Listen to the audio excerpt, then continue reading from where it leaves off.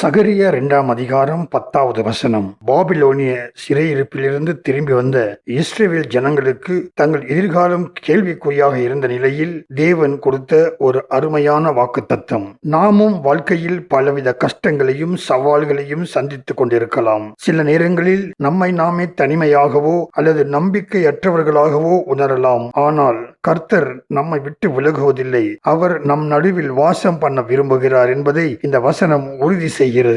நாம் சந்தோஷமாய் கர்த்தருக்குள் மகிழ்ந்து கலிகூறும் போது தேவன் நம்மோடு நெருங்கி இருப்பதை உணர முடியும். இந்த வார்த்தையை உங்களிடமும் என்னிடமும் கர்த்தர் தனித்தனியாக பேசுகிற வார்த்தை. காரணம், அவர் நமது மனவாளன்.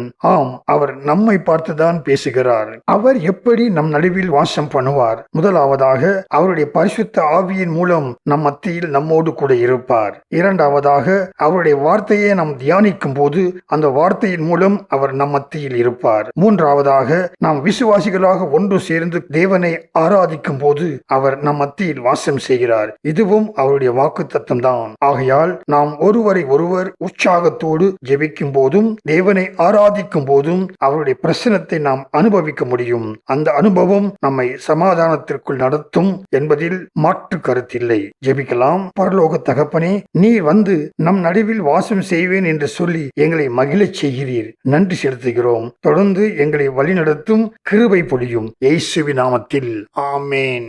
இன்னும் நிறைய தியானிக்கலாம். லைக் செய்யுங்க, ஷேர் பண்ணுங்க, சப்ஸ்கிரிப்ஷன் உங்கள் விருப்பம். தேவன் தாமே உங்களை ஆசீர்வதிப்பாராக. ஆமேன்.